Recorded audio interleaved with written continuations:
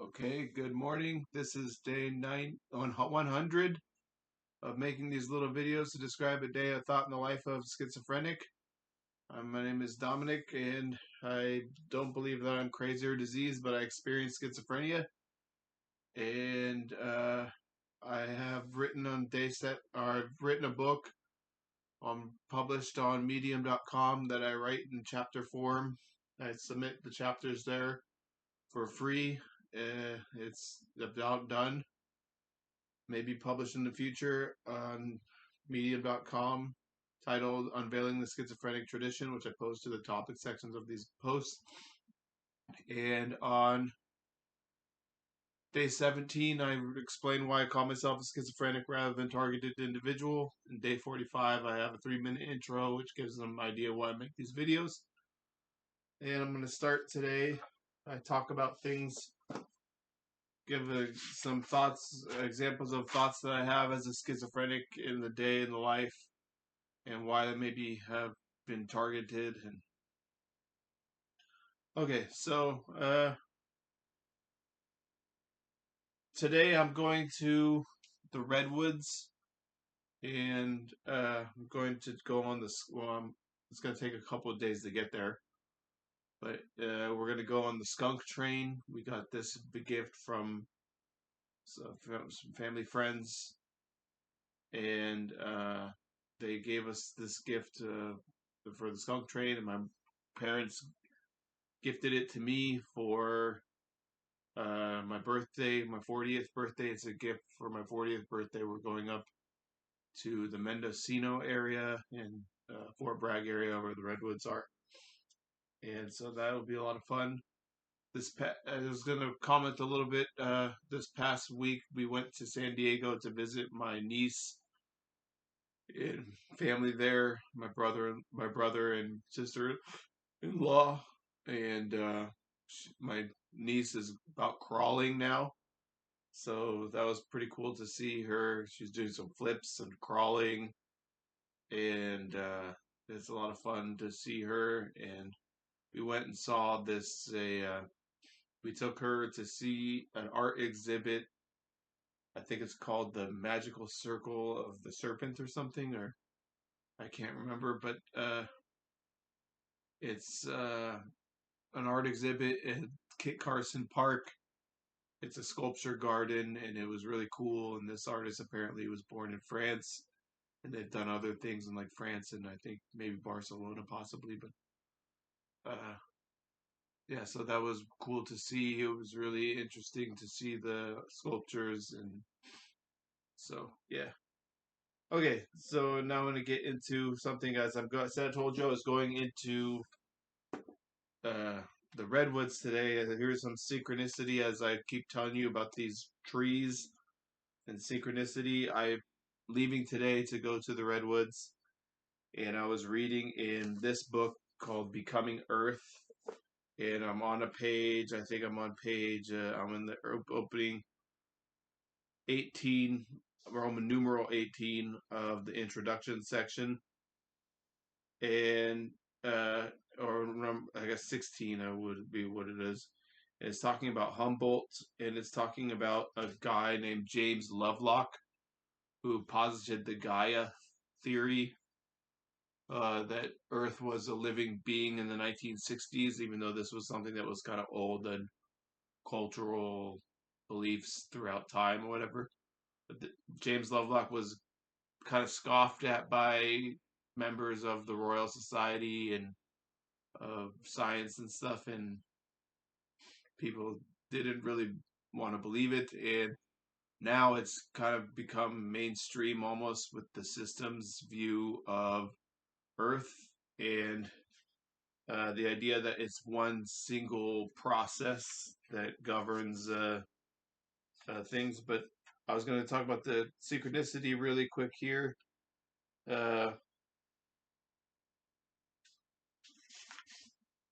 In my book, it was talking about the redwoods.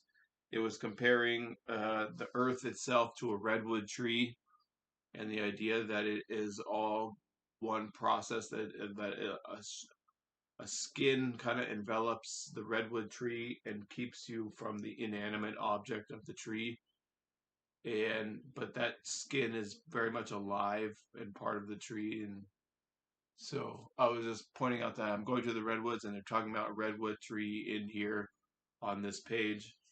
And I wanted to share something that I read, the last little paragraph. Over time, however, scientific opposition to Gaia waned. In his early writing, Lovelock occasionally granted Gaia too much agency, which encouraged the misperception that living Earth was yearning for some optimal state. Yet the essence of Gaia hypothesis, the idea that life transforms the planet and is integral to its self-regulating process, was prescient. Although some researchers still recoil at the mention of Gaia, these truths have become tenets of our modern Earth science system science, a relatively young field that explicitly studies the living and non-living components of the planet as an integrated whole. As Earth system scientist Tim Linton has written, he and his colleagues now think in terms of coupled evolution of life and the planet, recognizing that the evolution of life has shaped the planet, changes in planetary environment have shaped life, and together they can be viewed as one process. So that was what I read today out of that book, and so I wanted to share that today today. So I thought that was an interesting book, and I just wanted to share that information. All right, in my Olajuwon book, that Kareem Abdul-Jabbar was discussing how he wanted to be called by his name, Kareem Abdul-Jabbar, after serving in official capacity for the United States government, going overseas for the State Department. And he said if he's going to be in an official, if he's in an official capacity going over as Kareem Abdul-Jabbar, then he wants sports writers to start calling him Kareem Abdul-Jabbar. And he had been quiet about it for some time, but then he decided he was going to push the issue. And I relate to this a little bit as a schizophrenic because it's not quite the same as taking an Islamic name or, uh, changing your name or whatever. And in some respects, it's more than changing the name, but it's like my own sanity.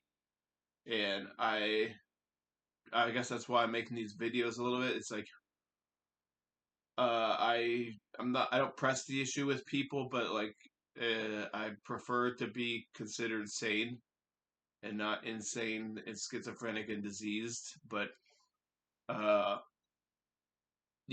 so that I have some sort of ability to discern reality. And I relate to Kareem Abdul-Jabbar on that level. It's like a lot of targeted individuals and schizophrenics will say like, uh, they might agree that like we would like to be considered sane, and so look at what phenomena that is causing us to have our symptoms that we have and stuff. So okay, so I just wanted to say that, but in any event, I do believe that the program is so huge and it's so massive, and it's related to like time travel and UFOs and breakaway civilization and the survival of the planet and stuff. And it's like, I guess I can't really expect to be considered sane going forward. So I don't push the issue. So I don't. I relate to Kareem Abdul-Jabbar on one level where he wanted to make people to call him Kareem Abdul-Jabbar. I don't want to make people call me sane, even though I think I am sane. And I do want to, but I don't want to. I don't want to push the issue like that. But okay, so just getting into the schizophrenic reality. The other day, I was talking to a family member, and we were talking about tariffs, and we were saying like, Trump is going about it in a very juvenile way. He's fighting a war against the whole world with America, and he uh,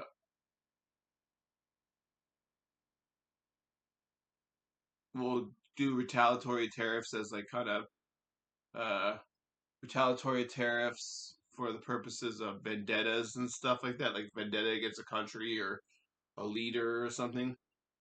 And I was thinking to myself, yeah, well, I'm sure that happens on another level throughout the world. Like I was thinking India and Pakistan, and I don't know anything about their uh, tariff on each other, if there even is a tariff on each other, or there might not be. I don't know. And I was just thinking, like, just as an example, like like countries will probably have vendettas in their tariff policies towards other countries to some degrees. Trump probably isn't the only person that does something like that. And I was thinking of India and Pakistan, and I just mentioned India and Pakistan, and then 2 days later, there's this tension build up between India and Pakistan and military maneuverings on the border of India, I think, with Pakistan. It was in the news yesterday. It was a big deal, and so there's provocation for war. And uh, I was just saying, like, that's the schizophrenic reality. I thought something was the thought put in my head.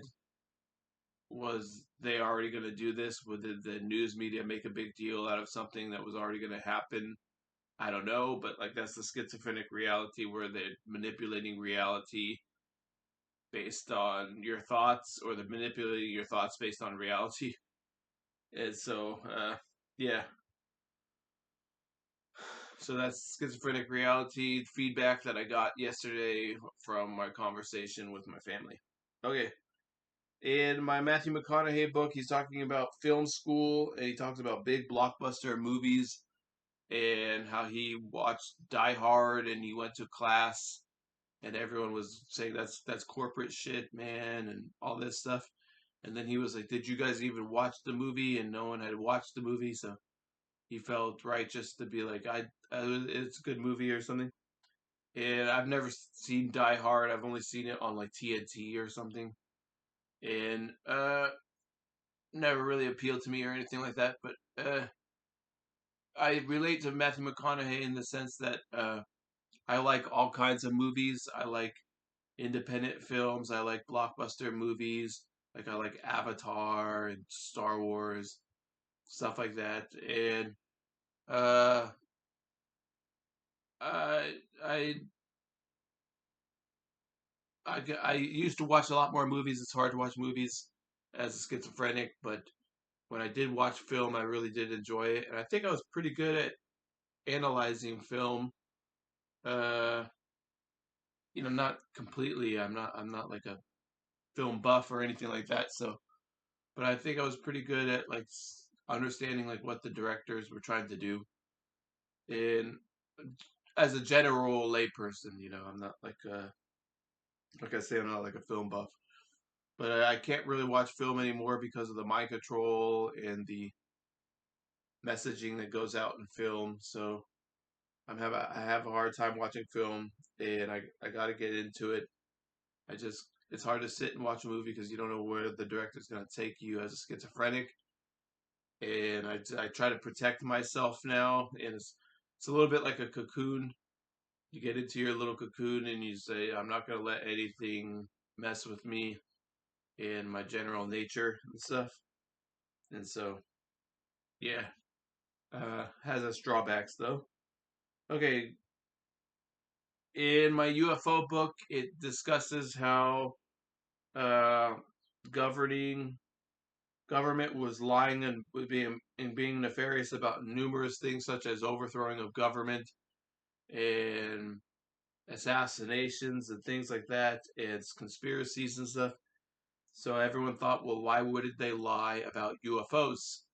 And that's where I am at as for it. And I happen to know that they lie about technologies such as brain control and bioelectricity, regenerative cloning, all this crazy synthetic biology and stuff.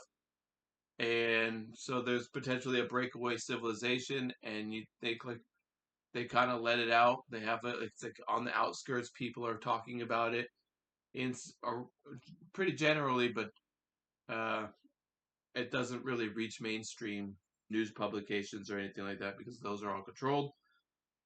And okay, it's been 15 minutes today, and I guess I spent a lot of time in the beginning, but all right, I gotta stop today, and I'm taking a trip, so I'll be gone for a couple of days. Thank you for listening to me. Hope everyone has a good weekend, and see you next week. Okay, goodbye.